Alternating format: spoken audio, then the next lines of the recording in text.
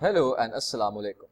This is Hamza Ali from adilkayoom.com, and in today's video we'll be looking at how can Pakistani bloggers come up with new ideas quickly. So without any further ado, let's get down to our video. अच्छा जी, अब हम शुरू करते हैं writers block से। Writers block एक ऐसी चीज है जो कि जिससे हम सब का किसी ना किसी टाइम पे वास्ता पड़ चुका है, ठीक है। As bloggers or content writers or even article writers, we have all come face to face with this phenomena. अब writer's block एक बहुत भेड़ी चीज है, ठीक है। This is basically and it's aptly called the path to decline. Writer's block occurs when you are completely out of new and fresh ideas, ठीक है। Your readers to your blog, they have all become accustomed and used to really interesting, मतलब बड़े जो है ताजे और बड़े दिलचस्प किस्म के टॉपिक से वो accustomed हो चुके होते हैं। तो जब आपके पास वो एकदम से ड्राई अप कर जाता है ना आपका well of new ideas, that leads to frustration. Of course we are human, तो मतलब जब हमसे एक चीज ना हो रही हो तो ये हमारे लिए बहुत फ्रस्ट्रेटिंग होता है। और आप में से बहुत लोगों ने ये चीज नोटिस की होगी कि जब हम फ्रस्ट्रेटेड होते हैं ना, तो जितना हम कोशिश करें कि हम उस चीज को हल करें या हम मतलब नए आइडिया सोचें, उतना ही मुश्किल होता जाता है। और इस चीज से हम एक बहुत विशियस साइकिल पे चल पड़ते हैं। ऑफ कोर्स जब हमारे पास नए ब्लॉग पोस्ट नहीं होंगे तो ऑब्वियसली जो हमारे रीडर्स होंगे हमारे ब्लॉग के, वो इंटरेस्ट लूज कर जाएंगे, ठीक है। And when readers lose interest, that means your blog traffic falls, ठीक है। और हम सबको पता है कि जब ट्रैफिक हमारी साइट पे डिक्रीज होगी तो उससे जो हम पैसे कमाते हैं उस ट्रैफिक के थ्रू, वो भी ऑफ कोर्स ड्राई अप कर जाता है। The well of our income dries up. अच्छा, अब सवाल ये पैदा होता है कि अब इसके बारे में किया जाए, सही है। What can we do about this problem? Well, in this video, we have just the things for you. The first tool that I will introduce to you is Quora. हो सकता है कि आप लोगों ने Quora का सुना हुआ हो। For those who do not know, Quora is basically a Q&A forum, ठीक है। मतलब वहाँ पे सवाल पूछते हैं लोग और उनको और लोगों जिनको नॉलेज होती है उस सवाल के बारे में, वो उनको जवाब देते हैं। अच्छा, अब इसको यूज किस तरह करना है? देखें, आपने Quora की साइट पे जाना है। उसके बाद आपका जो ब्लॉग है ना, हम कहते हैं कि आपका जो ब्लॉग है वो किसी नीश को केटर करता है, ठीक है। अब वो जिस नीश को केटर करता है ना, या जिस जनरल एरिया में आप लिखते हैं, उससे रिलेटेड आपने कीवर्ड्स और फ्रेजेस ब्लॉग पे सर्च करने हैं, ठीक है। जब आप सर्च करेंगे तो वहां पे आपके पास लिस्ट में डिस्प्ले होगी पूरे कॉन्वर्जेशंस, डिस्कशंस, फॉरम्स जो भी खुलेंगे ना, आपने उनमें से गो थ्रू करना है, ठीक है। आपने चेक करना है हर एक में जाके, और आपने जो भी डिस्कशन हो रही होगी ना वहां पे amongst the users of Quora, आपने उन टॉपिक्स की या जो भी लोग जिस किस्म की बात कर रहे हैं, आपने उनकी एक लिस्ट बना लेनी है। और जब आपके पास एक लिस्ट आएगी ना, तो वाला what you will have is a whole brand new list of topics, fresh ideas, ठीक है, which you can use in your blog. मतलब आप जब इस तरह और लोगों की ओपिनियंस वगैरह देखेंगे तो आपको कोई ना कोई नया एंगल या नया टॉपिक जरूर मिलेगा। And once you do have that new angle, you can start to get writing on your blog.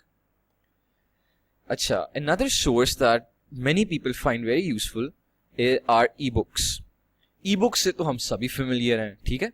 E books are basically electronic books जो कि आप सॉफ्ट कॉपी में पढ़ते हैं, ठीक है। और ये वाकई ट्रेजर ट्रोव्स हैं, वाकई ये मतलब बहुत रिच सोर्सेज ऑफ नॉलेज हैं। अच्छा, अब इनको यूज किस तरह करना है? देखें, सबसे पहले तो जो भी आपकी फील्ड है ना, फर्ज करें कि आप बायोलॉजी में आपका बायोलॉजी रिलेटेड ब्लॉग है, ठीक है। अब आपने amazon.com पे या जो भी इस तरह की साइट है जहाँ पे ई बुक्स वगैरह मिलती हैं, आपने वहां जाना है और आपने बायोलॉजी की जो बहुत पॉपुलर बुक चल रही होगी ना आजकल, आपने वो सर्च कर लेनी है, ठीक है। वो आपने सर्च कर ली, सामने आ गया प्रोडक्ट, आपने प्रोडक्ट क्लिक करके खोल लिया।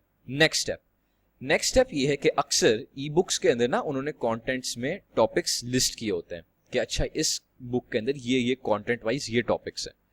आपने उन टॉपिक्स को उठा लेना है, ठीक है। आपने उनका लिस्ट बना लेना है। और अब आपके पास येट अगेन क्या है? आपके पास इधर से एक completely list, you get a list of completely new ideas that you can use, ठीक है।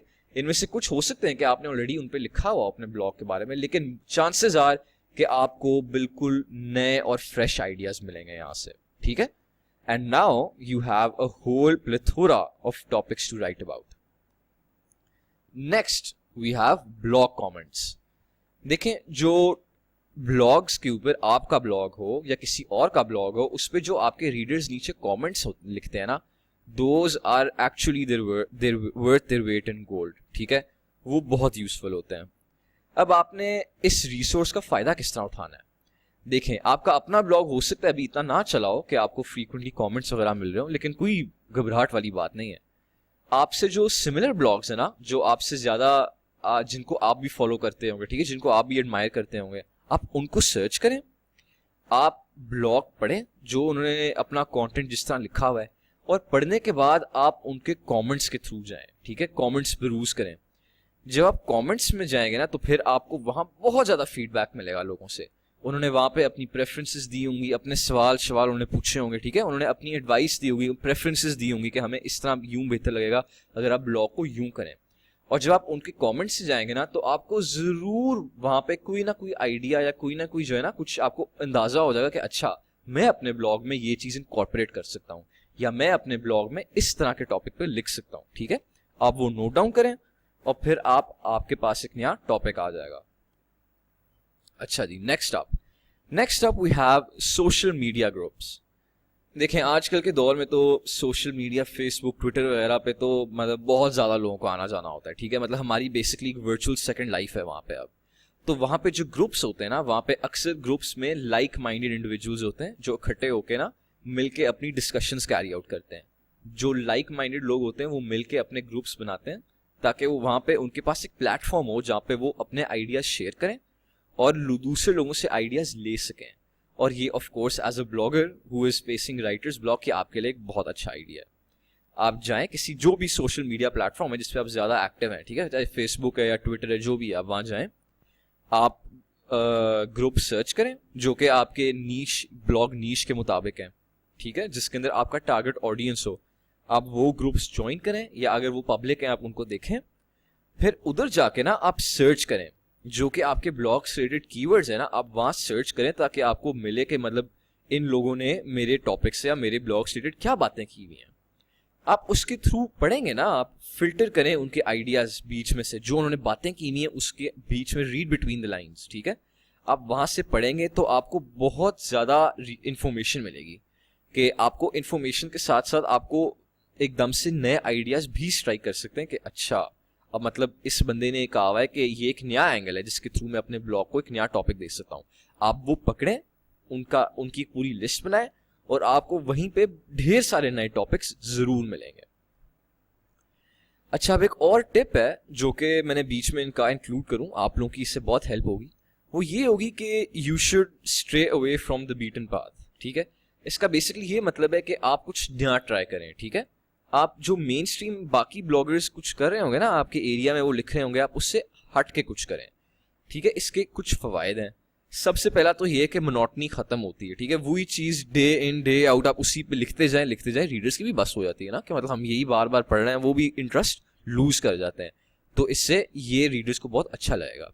रीडर्स को मैं बताऊं और चीज क्या अच्छी लगेगी, वो ये अच्छी लगेगी कि आपने अपने ब्लॉग को ब्रॉडन किया है, उसका स्कोप ब्रॉडन किया आपने, ठीक है, इंक्लूड आपने किया और चीजों को। रीडर्स को इस चीज से एक फ्रेश पर्सपेक्टिव मिलता है, ना सिर्फ रीडर को बल्कि आपका भी फायदा होता है इससे, क्योंकि आप जब एक नए पर्सपेक्टिव को, एक चीज को नए पर्सपेक्टिव से देखते हैं ना, तो आपके पास ऑटोमेटिकली उस चीज के बारे में लिखने के नए और तरीके आ जाते हैं। सही है। अच्छा जी, अब जो नेक्स्ट टूल है हमारे टूल बॉक्स में वो है BuzzSumo. BuzzSumo is one of the most preferred methods to find blog topics, ठीक है। ये बहुत से ब्लॉगर्स यूज करते हैं और इसका एक ये बहुत बड़ा फायदा है कि ये बहुत इंफॉर्मेटिव होता है, ठीक है। इसकी इंफॉर्मेटिव और बहुत डिटेल्ड इस तरह होता है कि इसने बहुत ज़्यादा ना आपको इन्फॉर्मेशन दी होती है टॉपिक्स रिलेटेड, कि अच्छा आजकल हमारे इस तरह के पोस्ट ट्रेंडिंग है, ठीक है, कि ये टॉपिक्स ट्रेंडिंग है, और कि इन पोस्ट में से इस टॉपिक पे इस पोस्ट को इतनी ट्रैफिक आई हुई है, ठीक है। उन्होंने काफ़ी डिटेल में आपको बताया हुआ है ताकि आपको आइडिया लगाने में ज़्यादा टाइम ना लगे कि अच्छा ये टॉपिक आजकल ज़्यादा चल रहा है, मैं इस पे ब्लॉग करता हूँ, अगर ये मतलब रिलेटेड है आपकी फील्ड से। अब इसको यूज़ किस तरह करना है, आप इनकी साइट पे जाएं, जो कीवर्ड वगैरह है मतलब वही प्रोसीजर आपने यूज़ करना है, ठीक है। जो कीवर्ड आपके ब्लॉग से रिलेटेड है उसको सर्च करें आप, वहाँ पे आपके पास टॉपिक सारे आ जाएंगे जो आजकल बहुत पॉपुलर हैं या मतलब जो बहुत ऑफन व्यूड हैं, ठीक है, जो हॉट टॉपिक्स हैं आज के। आप उनमें से फिल्टर थ्रू करें कि आपके एरिया से कौन से रिलेटेड हैं, उनका आप लिस्ट बनाएं।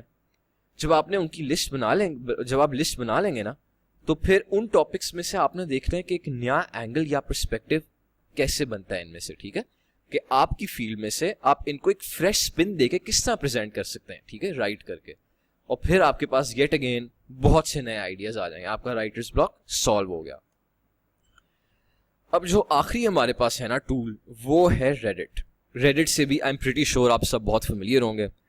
रेडिट बेसिकली एक ऐसी साइट है जो कि डिस्कशन बोर्ड्स और कंटेंट के लिए लिंक से भरा हुआ है, ठीक है। उसमें आपको कंटेंट से और डिफरेंट टॉपिक्स पे बेस्ड बहुत ज़्यादा इन्फॉर्मेशन मिलेगी।